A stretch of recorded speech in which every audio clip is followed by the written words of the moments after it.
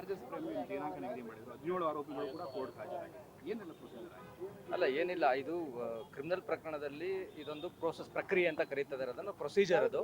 So ಇವತ್ತು ಎಲ್ಲ ಆರೋಪಿಗಳು, ಜೈಲಲ್ಲಿರುವಂಥ ಆರೋಪಿಗಳು ಮತ್ತೆ ಬೇಲಲ್ಲಿರುವಂಥ ಆರೋಪಿಗಳು ಹಾಜರಾಗಿದ್ರು. ಇವತ್ತು ನ್ಯಾಯಾಲಯ ಅಂದರೆ ದೋಷಾರೋಪಣೆಯನ್ನು ಹೊರತಂದ್ರೆ ಚಾರ್ಜಸ್ ಅಂತ ಕರೀತಾರೆ. ಅಂದರೆ ಪೊಲೀಸ್ನವ್ರು ಏನು ಇದುವರೆಗೂ ಇನ್ವೆಸ್ಟಿಗೇಷನ್ ಮಾಡಿ ಚಾರ್ಜ್ ಶೀಟ್ ಹಾಕಿದ್ರಲ್ಲ, ಅದು ಎವಿಡೆನ್ಸ್ ಅಲ್ಲ. ಇವತ್ತು ಕೋರ್ಟ್ ಏನು ಚಾರ್ಜಸ್ ಅಂತ ಒಂದು ಫ್ರೇಮ್ ಮಾಡಿದೆ, ಅದು that is called allegations, charges.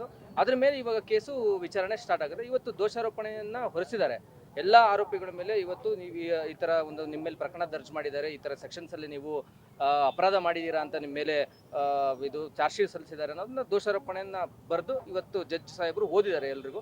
ಅವರೆಲ್ಲರೂ ಸಹ ಆ ದೋಷಾರೋಪಣೆಯನ್ನು ನಿರಾಕರಿಸಿದ್ದಾರೆ. ಇಲ್ಲ ಈ ಪ್ರಕರಣಕ್ಕೂ ನಮ್ಗೆ ಯಾವ್ದು ಸಂಬಂಧ ಇಲ್ಲ, ನಮ್ಮ ವಿಚಾರಣೆ ನಡೀಲಿ, ನಾವು ವಿಚಾರಣೆಯನ್ನು ತಗೊಳ್ಳೋಕೆ ಅಂದ್ರೆ ವಿಚಾರಣೆ ನಡೆಸಕ್ಕೆ ನಾವು ರೆಡಿ ಇದ್ದೀವಿ ಅಂತ ಈ ಆರೋಪಿಗಳೆಲ್ಲ ಉತ್ತರ ಕೊಟ್ಟಿದ್ದಾರೆ. 17 ಆರೋಪಿಗಳು ಕೂಡ ತಮ್ಮ ಮೇಲೆ ಹೌದೌದು, 17 ಆರೋಪಿಗಳು ಸಹ ಈ ಪ್ರಕರಣಕ್ಕೂ ನಮ್ಗೆ ಯಾವುದೇ ಸಂಬಂಧ ಇಲ್ಲ, ನಾವು ವಿಚಾರಣೆಯನ್ನು ಎದುರಿಸಕ್ಕೆ ಸಿದ್ಧರಿದ್ದೀವಿ, ನಾವು ವಿಚಾರಣೆ ಎದುರಿಸ್ತೀವಿ ಅಂತ ಹೇಳಿ ಉತ್ತರ ಕೊಟ್ಟಿದ್ದಾರೆ.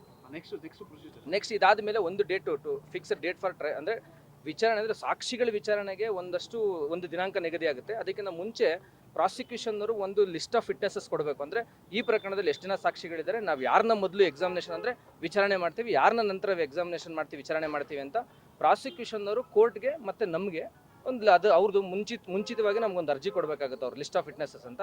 ಆ ಆಧಾರದ ಮೇಲೆ ಕೋರ್ಟು ಇಂತಿಂಥ ದಿನಾಂಕ ಇಂಥ ಸಾಕ್ಷಿಗಳ ವಿಚಾರಣೆಗೆ ಅಂತ ಕೋರ್ಟು ದಿನಾಂಕ ನಿಗದಿ ಮಾಡುತ್ತೆ ಸರ್. ಆರೋಪಿಗಳನ್ನ ಮತ್ತೆ ಕೋರ್ಟ್ಗೆ ಹೌದು, ಆರೋಪಿಗಳ ಸಮ್ಮುಖದಲ್ಲೇ ವಿಚಾರಣೆ ನಡೀಬೇಕಾಗಿರೋದು.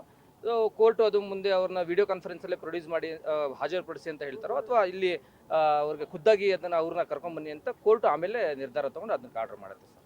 ಆರೋಪಿಗಳಿಗೆ ಮಾತನಾಡೋದಕ್ಕೆ ಅವಕಾಶ ಕೊಡ್ತಾರೆ? ಹೌದು, ಆರೋಪಿಗಳು ಇಲ್ಲ, ನಾವು ಕೇಸ್ ವಿಚಾರದಲ್ಲಿ ಏನು ಬೇಕೋ ಅದನ್ನು ನಾವು ಡಿಸ್ಕಷನ್ ಮಾಡ್ಕೊಂಡಿದ್ದೀವಿ. ಇಲ್ಲಿ ನಾವು ಓಪನ್ ಅದನ್ನು ಕೇಸ್ ವಿಚಾರದಲ್ಲಿ ಮಾತಾಡ್ಕೊಂಡಿದ್ದೀವಿ. ಅದು ನಮ್ಗೆ ಕೋರ್ಟ್ ಅದಕ್ಕೆ ಅವ್ರ ಜೊತೆ ಮಾತಾಡೋಕ್ಕೆ ಅವಕಾಶ ಮಾಡಿಕೊಟ್ಟಿತ್ತು. ಎಲ್ಲ ಆರೋಪಿಗಳು ವಕೀಲರು ಸಹ ಅವ್ರವ್ರ ಜೊತೆಗೆ ಆರೋಪಿಗಳ ಜೊತೆ ಮಾತುಕತೆ ಮಾಡಿದ್ದಾರೆ. ನವೆಂಬರ್ 10ಕ್ಕೆ ಮತ್ತೆ ಆರೋಪಿಗಳು ಹಾಜರಾಗಬೇಕಿರುತ್ತೆ? ಹೌದು, ಅದು ರೆಗ್ಯುಲರ್ ವಿಚಾರಣೆ ದಿನಾಂಕ ಇರೋದ್ರಿಂದ ಆರೋಪಿಗಳು ಅವತ್ತು ಹಾಜರಾಗಲೇಬೇಕಾಗುತ್ತೆ. ಅದು ವಿಡಿಯೋ ಕಾನ್ಫರೆನ್ಸಲ್ಲಿ ಹಾಜರುಪಡಿಸ್ತಾರೋ ಅಥವಾ ಇಲ್ಲಿ ಖುದ್ದಾಗ ಅವ್ರನ್ನ ಕರ್ಕೊಂಡ್ಬರ್ತಾರೋ ಅದನ್ನು ನೋಡಬೇಕಾಗುತ್ತೆ sir. Thank you. Thank you.